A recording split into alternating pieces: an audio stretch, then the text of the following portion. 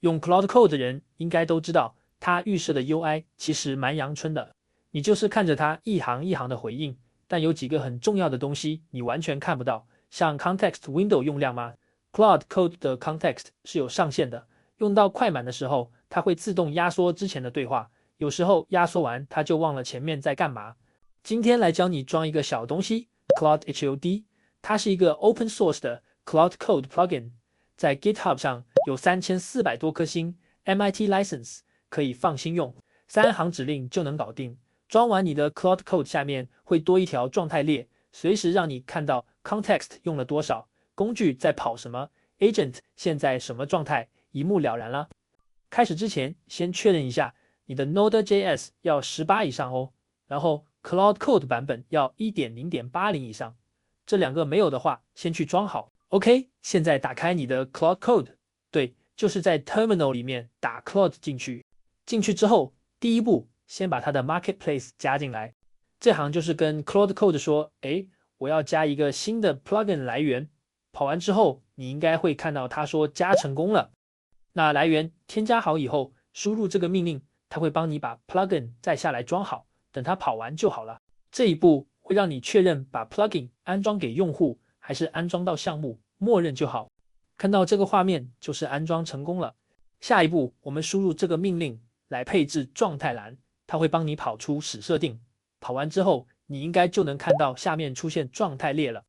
在這邊，你還可以配置一些默認隱藏的功能，比如 Tools Activity， 看 Claude 正在幹嘛，是在讀文件還是在改代碼 ？Agents and Todos， 看派出去的小助手幹到哪了，任務完成多少，以及 Session Info， 看看這次對話聊了多久，載入了多少配置文件。這邊我都不選擇，後面再教大家怎麼配置。安裝配置流程的到這一步，它還會和你確認狀態欄有沒有正常顯示。看到這一步，如果顯示了，直接回車確認就好了。最後一步就是作者希望你幫他點個讚，這邊我需要錄製視頻，就先不點了，放心好啦，後面我會補上。那如果沒有出現狀態欄的話，退出 Claude Code， 再重新進去一次就好了。就這樣，3步搞定，是不是超簡單？但如果你是 Linux 用戶，要注意一下哦，因為 Linux 的 TMPFS 會有些問題。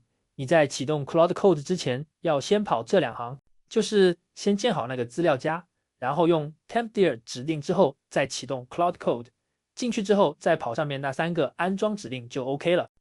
你看下面是不是多了東西？這就是 Claude HOD， 它大概每300毫秒就更新一次，基本上算 real time 的。我們來看一下它到底顯示了什麼。預設的狀態欄是2行，第一行會顯示你的 model 名稱，你的 plan 是哪個 Pro Max 還是 Team， 然後是你的專案路徑。第2行就是那個重點 Context Bar， 就是一條 Progress Bar， 用顏色讓你秒懂。綠色 Context 用量還很健康，放心用。黃色開始要小心了，再來回幾次可能就快滿了。紅色差不多該把手上的東西先收一收了。然後如果你是 Pro 或 Max 的訂閱戶，旁邊還會秀你的 Rate Limit 用了多少，像是用量百分比，這樣你就不會用到一半突然被 throttle， 然後一臉懵。不過預設其實只開了基本的啦，它還有蠻多東西可以打開。你打這個，它會給你3個 preset 選，這3個選項用文字來描述不夠直觀，我會用截圖來進行對比。第一個是完整模式，選擇它全部功能都給你打開。如果你是什麼都想看到的那種人，選這個就對了。第二個是基本模式，打開 Activity、模型用量以及一些 MCP 的數據，但不會太擠，我自己是用這個啦。第3個是極簡模式，就只有 model 名稱跟 context bar， 畫面最前進，不想看太多東西的人適合用這個。你也可以自己手動去改設定檔，設定檔的位置在這裡。這些設定主要就是在調整 Claude Code 的顯示方式啦。